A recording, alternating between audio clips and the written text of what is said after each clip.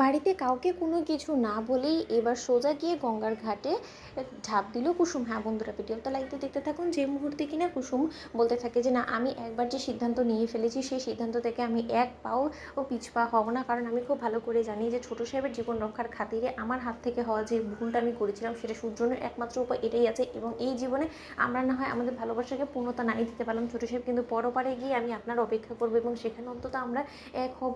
অন্তত সেখানে তো আমি আপনার হতে পারবো। এই পৃথিবীতে বেঁচে থাকলেও তো এমনিতে আমি আপনার হতে পারবো না, এবং এই পৃথিবীতে আমরা যে কোনো একজন বাঁচতে পারবো, কারণ আপনার যদি আমার চোখের সামনে কিছু হয়েছে তাহলে আমি সেটা সহ্য করতে পারবো না।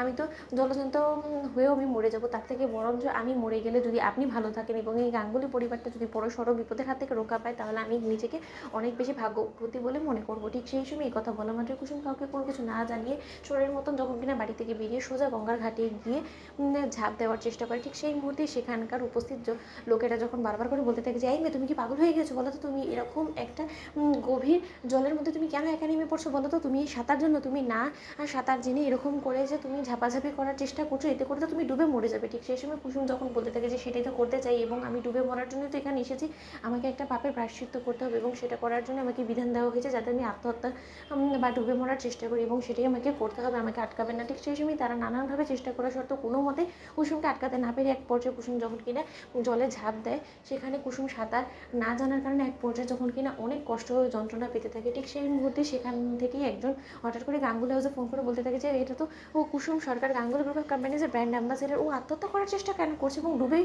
বা কেন মরতে চলেছে কিছু তো বুঝতে পারছি না। ঠিক সেই সময় ইন্দ্রাণী গাঙ্গুলিকে ফোন করে যখন বলতে থাকে যে আপনাদের গাঙ্গুলি গ্রুপ অফ কোম্পানিজের ব্র্যান্ড অ্যাম্বাসেডার কুসুম সরকার গঙ্গার ঘাটে এসে এখানে আত্মহত্যা করার চেষ্টা করছে, ও গঙ্গা ঘাটে ঝাঁপ দিয়েছে এবং আমরা লাখো চেষ্টা করে ওকে কোনো মতে আটকাতে পারিনি। এবার কোনো না কিছু একটা অনর্থ ঘটে যাওয়ার আগে যে করে হোক না কেন আপনার যত শীঘ্রই সম্ভব আপনার এখানে পৌঁছানোর ব্যবস্থা করুন। ঠিক সেই সময় এই কথা বলা মাত্র ইন্দ্রাণী গাঙ্গুলি চিৎকার করে ওঠে এবং বলতে থাকে যে হায় ভগবান, এই দিন তুমি আমাকে কেন দেখাচ্ছ? গুরুজি এর দেওয়া বিধান অনুযায়ী কুসুম সত্যি সত্যি নিজের প্রাণ দিতে গিয়েছে, এবার যদি কুসুমের কোনো কিছু হয়ে যায় তাহলে তো আমি নিজেকে কোনো মতে ক্ষমা করতে পারবো না। ঠিক সেই সময় আয়ুষ যখন কিনা কুসুমের কথা শোনা মাত্রই ইন্দ্রাণী গাঙ্গুলির কাছে এসে বলতে থাকে যে কী হয়েছে মা, তুমি এরকম করছো কেন, ঘাবড়াচ্ছ কেন, কী হয়েছে বলো, কে ফোন করেছিল? ঠিক সেই সময় ইন্দ্রাণী গাঙ্গুলি যখন বলতে থাকে যে আয়ুষ সর্বনাশ হয়ে গেছে, কুসুম গুরুজির দেওয়ার বিধান মানতে গঙ্গার ঘাটে ঝাঁপ দিয়েছে এবং ওর কিছু একটা হয়ে যাবে, তুমি যে করে হোক না কেন ওকে বাঁচাও। ঠিক সেই সময় কুসুমের এই বিপদের কথা জেনে আয়ুষ এক মুহূর্তে অপেক্ষা না করে ছুটতে ছুটতে যখন গঙ্গার ঘাটে গিয়ে আয়ুষ নিজেও ঝাঁপ দেয় এবং কুসুমকে বারবার করে টেনে আনার চেষ্টা করতে থাকে। ঠিক সেই মুহূর্তে কুসুম বারবার করে আয়ুষের হাত ছাড়িয়ে দেয় এবং বলতে থাকে যে ছোটো সাহেব, দোহাই লাগে,